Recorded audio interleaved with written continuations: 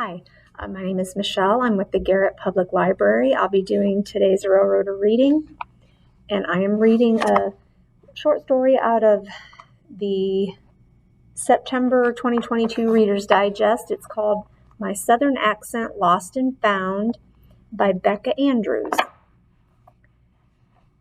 Before I thought I needed to shed my southernness, I was proud of my heritage.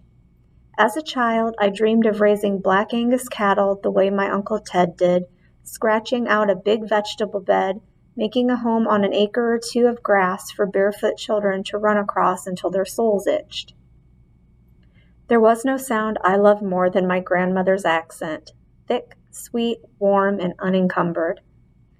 When the telephone rang, she answered with a throaty, "Hello?" My own voice reflected my family's past and present, part northern Mississippi, part Tennessee Delta, all southern.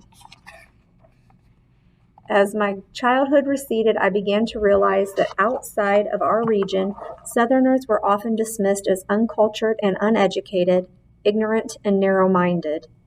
I was ready to leave behind my tiny town in West Tennessee and start a new life in some far-off metropolis. In that awkward space between teenager and adult, my accent was a symbol of everything I thought I hated about my life in the rural South. My conflation of vowels connotated ignorance. My elongation of final consonants gave away a rough around the edges nature that I feared would disqualify me from being lauded magazine writer.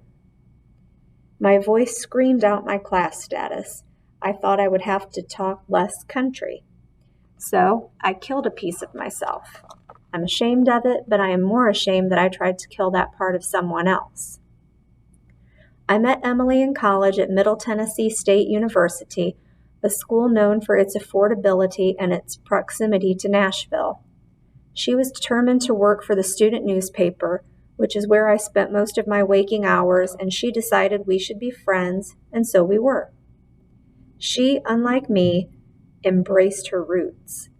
She was, and still is, always good for a tube of lipstick or a Steel Magnolias reference or a vat of homemade mac and cheese. Early in our friendship, her mother asked where I was from, assuming it was somewhere up north. I beamed with pride at the mistake. Emily is 2 years younger. I knew she cared about my opinion, and her admiration soothed my simmering insecurities. I advised her to be more like me and exercise her signature Manchester, Tennessee accent. It was advice that I lobbed at her throughout our college years, sometimes earnestly, more often by poking fun at her doubled-down vowel sounds. It was our bit, I insisted to myself, taking that pained look on her face as part of the shtick. It was not fun for her, and deep down, I knew it. During my senior year, I took it upon myself to help Emily prepare for a broadcast she had to deliver for a class. I would be the Henry Higgins to her Eliza Doolittle. In a photo I took that night, she's frozen in time, her brow furrowed, literally clutching the string of her pearls around her neck. Her lips are pursed, concentrating on pronunciation. I say firmly. Emily responds helplessly. She tries to bite off the extra syllable, but it lingers. A thready pull of thick caramel. Exasperated, she tosses aside her glasses. Like, I say.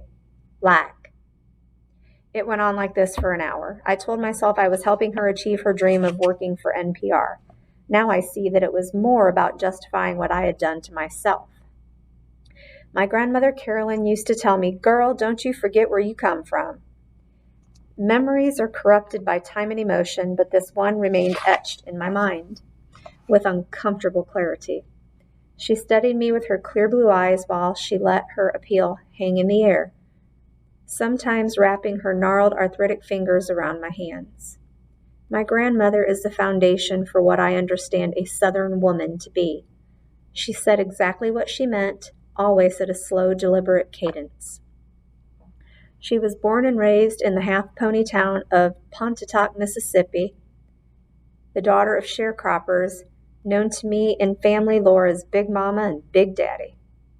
She survived the Depression, but for the rest of her adult life, she seemed haunted by the memories of what it was like to be poor. After she married my granddaddy David, a boy from 20 minutes away in Holka, they settled in Tupelo to have their own family. His parents fancied themselves city folks and did not approve of their son's marriage to a country girl. But she never told me this. I learned of it after she died, and now I wonder if that's the origin of her command. Don't forget where you come from. I tell you all of this because lineage is important in Southern families. It forms the base of our identities, and it is the context for the stories we tell ourselves and each other through time. Now that I am grown, now that I have left the South, it is important to me too. The process of eliminating my accent began in high school with Gilmore Girls. I carefully studied the speech patterns of Emily, Lorelai, Rory, and Paris, trying to memorize the quips and the pop culture references. After each episode, I'd stand before a mirror, practicing the character's spitfire cadence in an effort to speak like a normal, white upper-middle-class girl. Eventually, I was successful at breaking down my tongue and rebuilding it.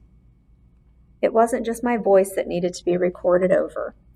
The summer before I left for college, I lost weight and swapped my ratty pop-punk band t-shirts and worn jeans for the cheap fast fashion at Forever 21.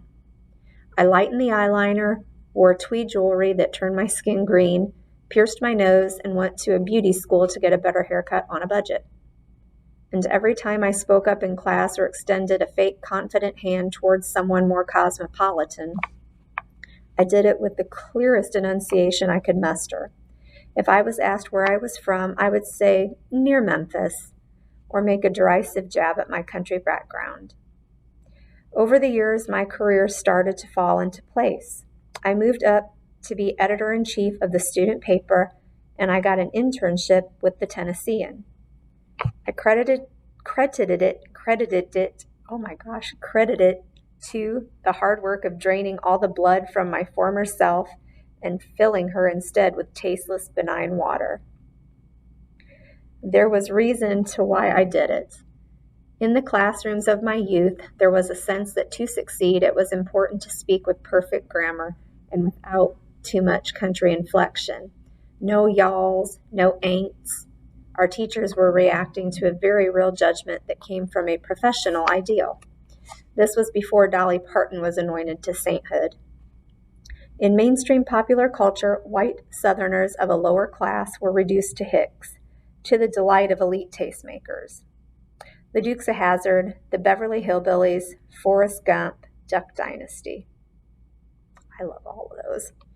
When I visited the University of California, Berkeley, to decide whether to go to graduate school there, I let slip that I was from a small town in the South, and a girl asked me if anyone wears shoes there. I forced a laugh, but embarrassment soured my stomach.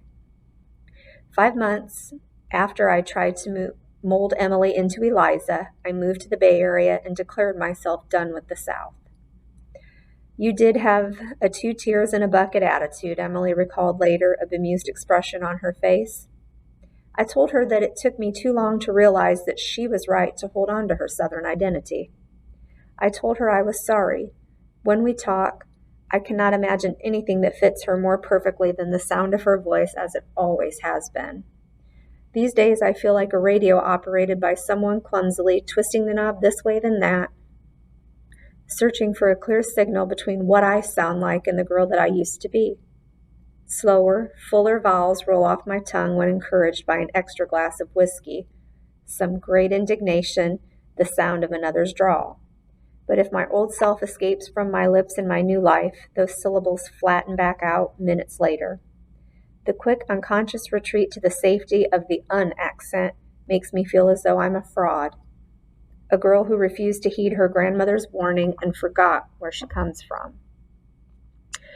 My dad has said you can feel the call to home deep in your bones. I know exactly what he means.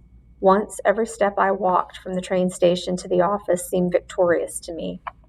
But I gradually began to realize that I no longer wanted to pretend. I became a kind of homesick that led me to play old Friday Night Lights episodes while folding laundry or put on Highwoman record and dance around, singing with all the twang I've got left. On visits to West Tennessee, I would spend hours behind the wheel of my parents' car, pushing my luck on the country roads where I learned to drive, staring at the cotton packed up, and waiting in the fields.